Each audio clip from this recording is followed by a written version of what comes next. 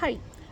A lot of people have asked me, how do you switch from any background to something relevant to climate stuff and environmental studies?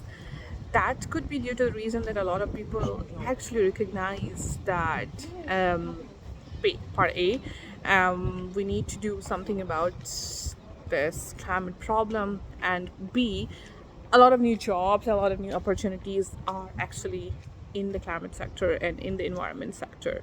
I could not be the best person maybe to respond to this, but I can tell you my experience.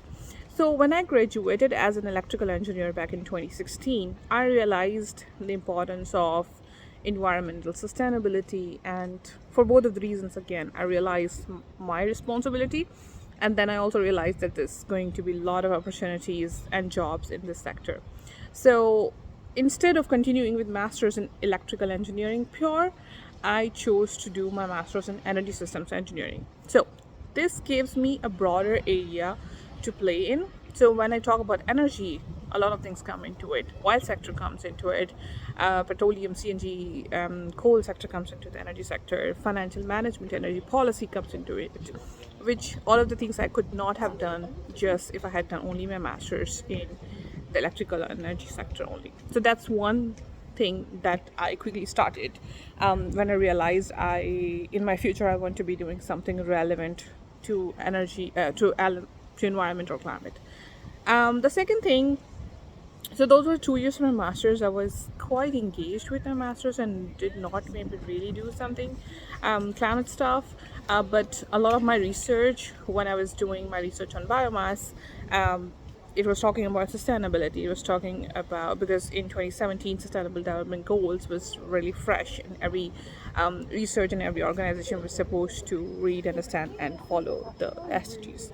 So I started with that, and a lot of my biomass research talks about sustainability, and that's where I started to grow. So later, I got an opportunity to attend a conference which I had actually written my paper for. It was a science and policy conference. So I wrote a paper which related my science communication or my science stuff towards policy making. And at that conference, I my recognition and realization towards climate awareness got even broader, and then I was even more sure not now what I have to do. So after my masters, I was pretty clear that when I want to do a PhD, I want to do a PhD in something even broader, but broader than energy. So I have a background in electrical and energy, and I can't really go far from that, but I'm sure what I'm going to be doing in my future. So, well, dreams were really high. I wanted to do a lot of things, but welcome COVID. So during COVID, I was like, there was not much. I mean, I was jobless pretty much, and I couldn't really go for a PhD abroad.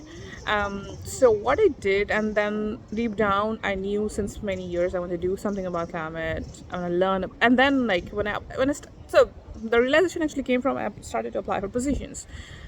So randomly, I applied for a position in climate mapping something stuff, and I always got rejected. But at one point, I got a feedback that, dear Miss Lala, since you have a background in electrical engineering, you are not suited for this position. And like, this is a very generic line of reply when you get rejected for the positions. But when I read it carefully, I was like, okay, I'm an electrical engineer.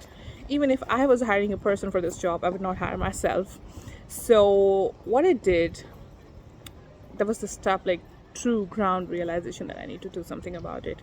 And then, thanks to COVID, HEC, because I was still recognized with Mehran University, I got the free Coursera platform to play with. And so I was not really aware of Coursera. I mean, I used to do some random lectures whenever I needed to learn about new, but I didn't do a certified course ever because it was always paid.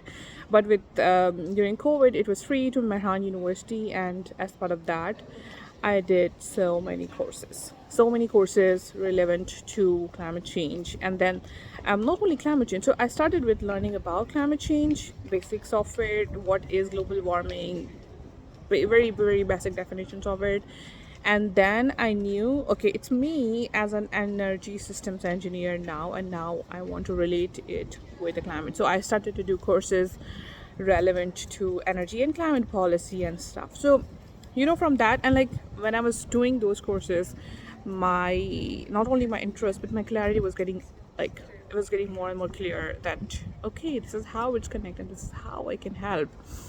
And so this was a long journey of not only doing courses, so that's courses is just one of the ways you can not switch, but this is the transition journey you can do. The second thing I did was, of course, so I applied, not I randomly apply. I used to apply for a lot of opportunities that could give me a travel opportunity. For example, essay competitions and fully funded conferences and so on. So previously, I used to apply for electrical energy and energy systems conferences, but now, since I have some ground understanding of what I want to do next, I started to apply for opportunities.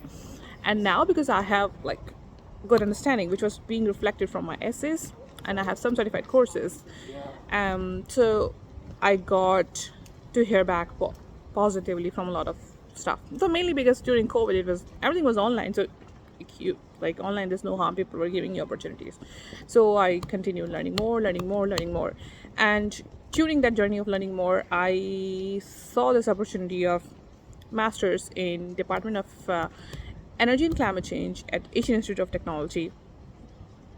And then it was on Japanese government scholarship. It was a fully funded program, and it was a way out of lockdown from Pakistan. So, well, I saw it was about marine plastics abatement, but I what I actually saw was the energy and climate department. I was like, okay, this is the perfect position, and I applied for it, and I got it. I got the fully funded scholarship for it. Now the point was on my letter and everything, it was written marine plastic abatement. It was my decision to, and it was a second master's, it was not for PhD. Now it was my decision to make, do I want to be learning more about climate and environment stuff, or should I decline this offer and go for a PhD in engineering? Since while it was COVID, there was not much choice at that time as well, and it was a fully funded amazing position at the AIT, which I had heard a lot of. So I took that position. And taking this position was maybe so far the best decision of my life.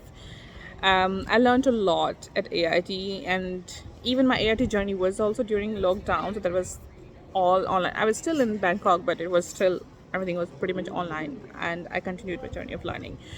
So the key lesson here is that you have to transition, be flexible, be open about the opportunities, and learn new courses, be open to leave your backgrounds, transition smoothly, and that way you can learn more. And like when I was at AIT, I continued applying for PhD positions in climate. I thought like now maybe I'm a more suitable person, so I got a PhD position. So this PhD is in engineering, but I'm trying to solve one of the energy problems, which will ultimately address the climate problems. That's all. Please comment below for if you have any more questions, and if you want to know more about more opportunities in this field. Thank you.